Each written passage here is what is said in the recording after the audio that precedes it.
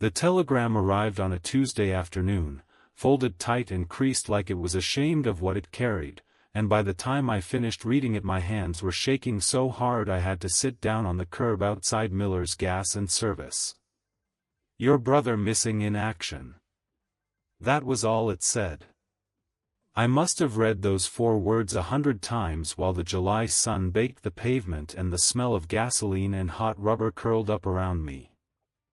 Folks were driving in and out for fill-ups like nothing in the world had shifted, but for me the sky had tilted. My little brother, Sammy, the kid who used to chase lightning bugs in mason jars, was somewhere across an ocean, and nobody knew where. I was 24 in the summer of 1952, working full-time at the factory by then, engaged to a girl named Margaret who wore her hair pinned up neat and always smelled faintly of lavender soap. Life had felt steady. Predictable. You worked your shift, you cashed your check, you took your girl to the drive-in on Fridays and held her hand while the movie flickered across the windshield. Then that telegram came and split everything open. Sammy had been the brave one. Or maybe just the restless one. When the Korean War started, he'd enlisted before the draft board ever got around to him. Said he didn't want to wait around for life to pick him, he wanted to pick it first. I'd tried to talk him out of it one night at Rosie's Diner, over meatloaf and mashed potatoes. "You don't owe the world anything yet," I told him. He grinned that crooked grin. "That's exactly why I'm going." And now he was missing. The first twist came the very next morning. My father, who hadn't cried since his own father passed, stood in the kitchen holding that telegram like it might crumble in his hands. "I'm going to Washington," he said. We didn't have money for Washington. We barely had money for new tires. But he was ready to board a bus and demand answers from men who'd never heard our name. That's when I heard myself say, "I'll go." It wasn't bravery. It was something heavier, a mix of guilt and duty and the memory of every time Sammy had followed me across a creek or into a fight. Margaret didn't argue when I told her. She just pressed her lips together and nodded. "Bring him home," she whispered, though we both knew I had no power to do such a thing. Washington felt like another country to a small-town boy from Indiana. Union Station buzzed with uniforms and hurried footsteps. The air smelled like cigarette smoke and polished floors. I stood in line with dozens of other families, each clutching papers like lifelines. That's when I met Mrs. Donnelly. Her son was missing too. She had a hat pinned carefully over gray curls and hands that trembled even when she wasn't speaking. We sat side by side on a wooden bench, strangers bound by the same fear. "They tell you to be patient," she said quietly. As if a mother's heart understands patience. Her words settled deep in me. I'd been thinking like a brother, angry, restless. She was thinking like a mother, suspended in dread. We didn't get answers that day. Or the next. Just forms. Promises. Phrases like "ongoing operation" and "status unclear." By the time I boarded the train home, the world felt colder. When I stepped off at our little depot, Margaret was waiting. The late summer air hummed with cicadas, and the neon sign from the hardware store flickered like it always had. Everything looked the same. That was the cruel part. Weeks stretched into months. No word. I threw myself into work at the factory. The stamping presses roared so loud you couldn't hear your own thoughts. That helped. But late at night, when the town went still and the radio played soft ballads through open windows, I'd lie awake wondering if Sammy was cold.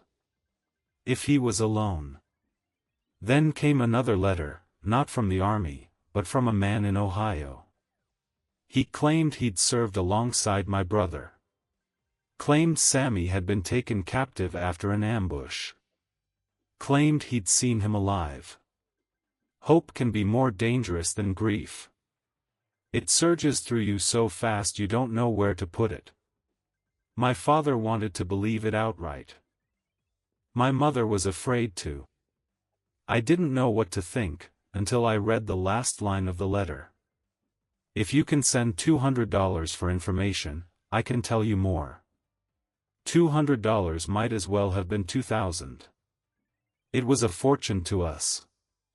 The moral dilemma settled heavy on our kitchen table. What if it was real? What if we did nothing?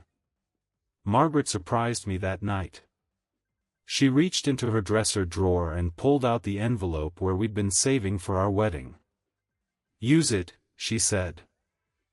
I looked at her like she'd lost her mind. "That's our future." She met my eyes steady. "So is he." We sent the money. And heard nothing back. The silence after that was worse than before. Not just fear, but shame. Had we been fooled? Had someone used our desperation? Winter came early that year. Snow settled over Main Street, muffling the usual sounds. Rosie's put tinsel around the jukebox. Life kept inching forward, stubborn as ever.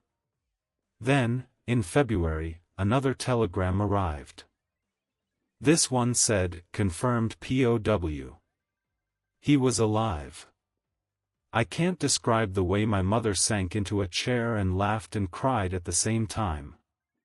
My father stepped outside and stood in the snow without a coat, just staring at the sky. The months that followed were a different kind of waiting.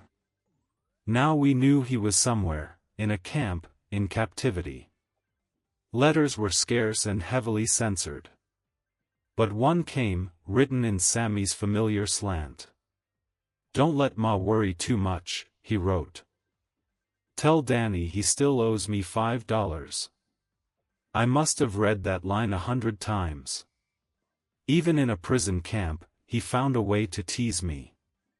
That spring, the factory went on strike. Wages had been frozen, tensions building for years. Suddenly I was out of work, pacing the house while my brother sat behind barbed wire overseas. Another choice loomed. A man from Chicago offered me a job at a machine shop, steady pay, no strike. But taking it meant leaving town while my parents leaned on me more than ever. Margaret, again, saw what I didn't. "You can't put your whole life on pause," she said gently. I took the job. Chicago was louder than anything I'd known. Elevated trains rattled overhead, and the air carried the scent of steel and lake water. I sent money home each month. Visited when I could. Then in the summer of 1953, the armistice was signed. Sammy came home in October. I'll never forget seeing him step off that bus. Thinner. Quieter. But upright. My mother rushed him first. I hung back for a moment, afraid he might not recognize me somehow. When he finally looked at me, that crooked grin returned, faint, but there. "Took you long enough to pay me back," he said. We laughed, but the laughter had edges. "War leaves marks you can't see." He didn't talk much about what happened over there. Not at first. But one night, sitting on the tailgate of my old pickup under a wide Indiana sky, he said something that stayed with me all these years. "I was sure I'd never see this again," he said softly. "The cornfields. The smell of gasoline. The way the radio fades in and out when you drive too far. I realized then that home isn't a place until you almost lose it." Life resumed its uneven rhythm. Margaret and I finally married in the spring of '54 in our little white church. Sammy stood beside me, still lean but stronger than before. The strike ended. I split time between Chicago and Indiana until, eventually, I brought Margaret north with me. But the biggest twist came years later. In 1968, cleaning out my father's attic after he passed, I found a bundle of old letters tied with twine. Among them was one from that Ohio man, the one we'd sent money to. It had been returned. Undeliverable. The address was fake. We'd been fooled. I sat on the attic floor holding that envelope, anger rising even after all those years. But then I thought about it differently. If we hadn't sent that money, if we hadn't acted out of hope, would we have regretted it forever? Sometimes doing the wrong thing for the right reason is still better than doing nothing at all. Sammy lived a long life after that.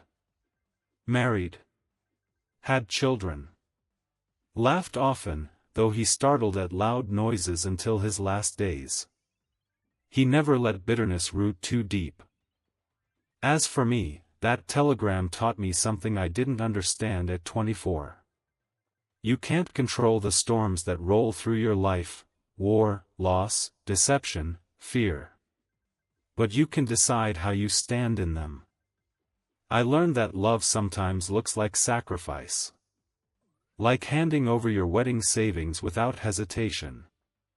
Like boarding a train to a city you've never seen.